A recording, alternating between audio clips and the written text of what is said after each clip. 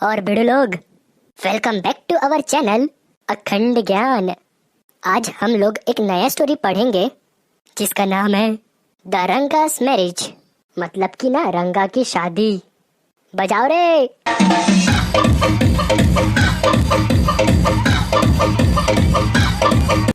तो चलो रंगा की शादी अटेंड करते हैं, मतलब कि चैप्टर पढ़ना है अब। उससे पहले सब्सक्राइब ठोके कि नहीं ठोके? नहीं ठोके हो तो ठोक दो, वरना मैं ठोक दूंगा, समझे? तो चलो करते हैं स्टार्ट।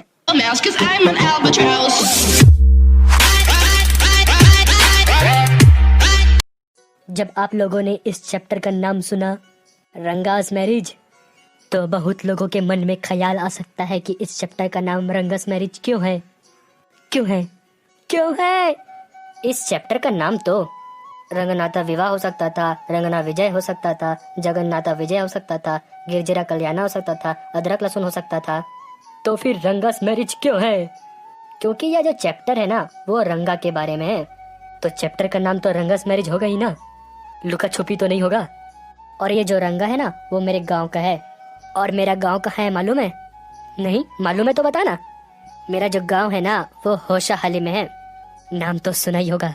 और अगर नहीं सुने हो तो इसमें तुम्हारी नहीं गलती, क्योंकि जो मेरा गांव है ना जियोग्राफी के मैप में भी नहीं दिखाता, जो कि ब्रिटिशरों ने बनाया था। पर दुख तो इस बात का है कि बाद में हमारे इंडियन कार्टोग्राफर ने भी उसे मेंशन नहीं किया हमारे जियोग्राफी के मैप में। हमें तो अपनों ने लूटा, गैरों में कहाँ दम था। आई एम सॉरी, मैंने टॉपिक कहाँ स्टार्ट किया और आपको कहाँ ले गया। तो चलो आगे कहानी की ओर बढ़ते हैं। तो आगे राइटर बोलते हैं कि आना कभी मेरे गांव, खिलाऊंगा मैं तुझे बड़े बड़े आम, लेकिन मैं सिर्फ तुझे एक ही दूंगा, क्योंकि तू उसे खा ही नहीं पाएगा, इतना कड़वा जो है। फिर आगे राइटर बोलते हैं कि मैंने एक बार आम की चटनी बनाई थी। क्या चटनी? जिसको खाकर मेरे घर के सारे मेंबर्स को कफ हो गया, मतलब बीमार पड़ गए सब। फिर जब मैं डॉक्टर के पास गया मेडिसिन लेने, तो फिर उन्होंने मुझे मैंगो की स्पेशलिटी बताई। मेरे गांव में सिर्फ आम बस फेमस नहीं है, और भी बहुत कुछ है। मेरे गांव में ना पॉन्ड है जिनमें पत्ते उगते हैं, जिनका नाम है क्रीपर। उसकी वजह से हमें प्लेट्स लेने की जरूरत नहीं पड़ती, हम उसी में खाना खा लेते हैं। तो दोस्तों, मैंने यहाँ तक अपने गांव के बारे में बताया, अब मैं अपने गांव के रंगा के बारे में बताऊंगा। अब दिल थाम के बैठ जाओ, स्टोरी स्टार्ट करते हैं। यह कहानी है 10 साल पुरानी। मेरे गांव में था एक अकाउंटेंट जिनमें था करेज। उन्होंने अपने बेटे को गांव के बाहर बेंगलुरु भेजा था पढ़ने के लिए, क्योंकि गांव के बच्चे तो सिर्फ प्राइमरी एजुकेशन ही कर पाते हैं, इसलिए उन्होंने अपने बेटे को बाहर भेजा था पढ़ने के लिए। फिर राइटर बोलते हैं कि अभी के ज़माने में, मतलब कि प्रेजेंट में, बहुत लोग इंग्लिश बोल ही लेते हैं, लेकिन उस ज़माने में बात ही अलग थी। हम लोग सिर्फ कन्नड़ में ही बात करते थे। क्यों, बिलीव नहीं हो रहा है क्या? चलो आपको एक इंसिडेंट बताता हूँ ताकि बिलीव कर सको। मैं ना रमा राव के घर में था, और उस समय वे फायरवुड का बंडल खरीद रहे थे। फिर तभी रमा राव का बेटा घर से बाहर आता है पैसे पे करने के लिए।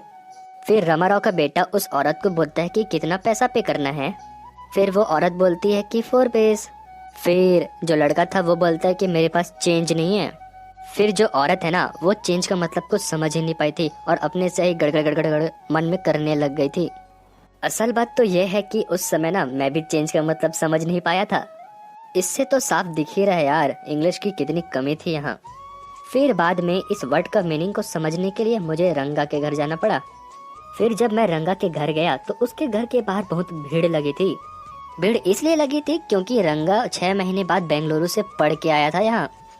प्राउड फील तो होगा ही ना। फिर एक बूढ़ी औरत रंगा के पास जाती है और देखती है कि रंगा ने अभी भी जनेवरा पहन के रखा हुआ है। यह देख रंगा हंसने लग जाता है। फिर धीरे धीरे समय के साथ भीड़ खत्म हो जाती है। फिर वहाँ सिर्फ रंगा ही बचा था। फिर राइटर रंगा को बोलता है कि और रंगा पा कैसा है? फिर रंगा मुझे नमस्कार करता है, मेरे पैर छूता है और बोलता है सब सही है। फिर मैं उसे आशीर्वाद देता हूँ और बोलता हूँ कि जल्दी शादी हो जाए।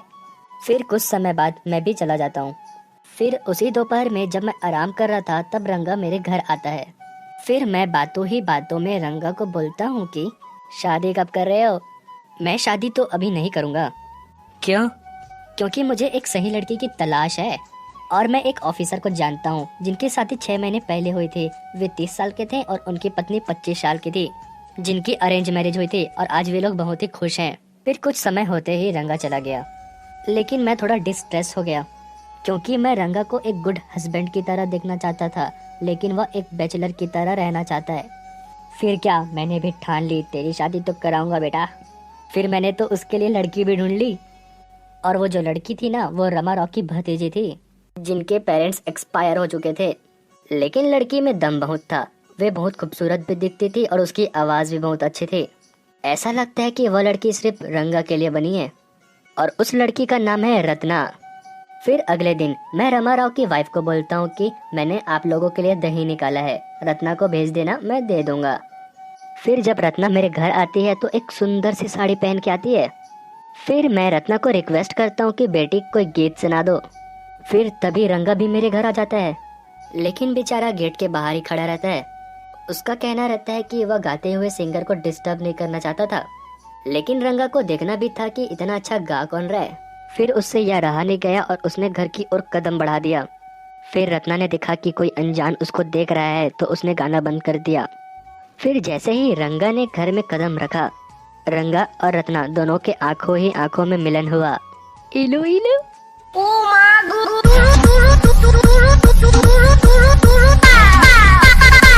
फिर रत्ना शर्मा गई और घर के अंदर चली गई। फिर रंगा शांत से आता है और मेरे बगल में बैठता है और मुझे बोलता है कि स्वामी, लड़की कौन है? फिर मैंने कहा, अच्छा वो जो अंदर गई। वैसे भी तुम जान के करोगे क्या, मैं तो शादीशुदा हूँ, तुम्हें शादी करनी है नहीं तो क्या मतलब। फिर रंगा बोलता है कि अरे स्वामी बताओ ना, शादी हुई या नहीं। फिर मैंने कहानी में ट्विस्ट लाने के लिए बोला कि हो गई भाई, पिछले साल ही हो गई थी शादी इसकी। यह सुनकर रंगा का चेहरा उतर गया था। फिर रंगा बोलता है कि अच्छा स्वामी, मैं चलता हूँ, काम है मुझे। फिर अगले दिन जब मैं दोपहर में रंगा से मिला तो उसके चेहरे में अभी भी उदासी थी। फिर मैंने रंगा को बोला, इतने उदास क्यों यार, सर में दर्द है क्या? चलो डॉक्टर के यहाँ चलते हैं। फिर रंगा बोलता है कि वो बात नहीं है स्वामी। फिर मैंने बोला, शास्त्री के पास चलोगे? फिर रंगा ने बिना कुछ सोचे शास्त्री के लिए हाँ बोल दिया, लेकिन मैंने शास्त्री को पहले ही बोल दिया था हमारे आने पे क्या करना है। और फिर जैसे ही हम लोग शास्त्री के घर पहुँचे, शास्त्री बोलता है कि और श्यामा भाई कैसे हो? श्यामा मेरा ही नाम है ना। फिर शास्त्री रंगा को देखता है और बोलता है कि और रंगप्पा कैसा आना हुआ? लेकिन रंगा ने कोई जवाब नहीं दिया। फिर शास्त्री बोलता है कि खैर छोड़ो, मैं पता कर लूंगा। फिर शास्त्री अपना बुक निकालता है और पेज पलटने लग जाता है। फिर शास्त्री बोलता है कि स्वामी ये जरूर लड़की का मामला है। फिर मैंने कहा, अच्छा लड़की का नाम तो बताओ। तो शास्त्री बोलते हैं कि इस लड़की का नाम जो स्टार्टिंग का वर्ड है वो समुंदर में पाया जाता है।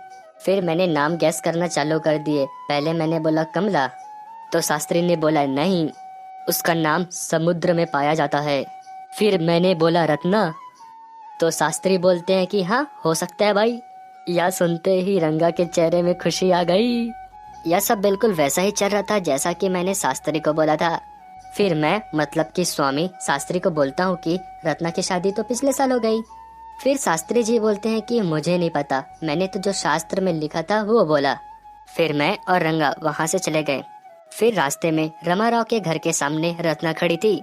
फिर मैं 2 मिनट के लिए अकेले में गया। फिर मैं आके रंगा को बोला कि रंगापा, शास्त्री ने तो एकदम सही बोला था, अभी तक तो रत्ना की शादी नहीं हुई है। यह सुनते ही रंगापा के मन में लड्डू फूटने लग गए। फिर कुछ साल बाद, मतलब कि रंगा और रत्ना की शादी के बाद, रंगा मेरे घर आता है और डिनर के लिए इनवाइट करता है। मैंने पूछा क्या हुआ भाई, कोई ओकेजन है क्या? फिर रंगा बोलता है कि हमारे बेटे का 3रा जन्मदिन है। मैंने बोला, मैं कहा तेल की तरह काला, तुम्हारे बेटा दूध की तरह गोरा। फिर मैंने कहा, तुम और रत्ना अभी भी बच्चे दिमाग के हो, और तुम लोगों ने अपने बेटे का नाम श्यामा क्यों रख दिया यार? अभी रत्ना प्रेग्नेंट है ना, देखना इस बार लड़की होगी जो कि किचन में अपनी मम्मी की हेल्प करेगी। फिर फाइनली मैं डिनर में जाता हूँ और वहाँ रंगा और रत्ना के बेटे को अपने गोद में बैठाता हूँ और सर पे किस करता हूँ। फिर उंगली में एक छोटा सा रिंग पहनाता हूँ। तो दोस्तों, यहाँ पर हमारी स्टोरी कंप्लीट हो जाती है। कमेंट में जरूर बताना स्टोरी लगी कैसी। अच्छी लगी हो तो सब्सक्राइब ठोक ही देना। मिलते हैं अगले वीडियो में, बाय।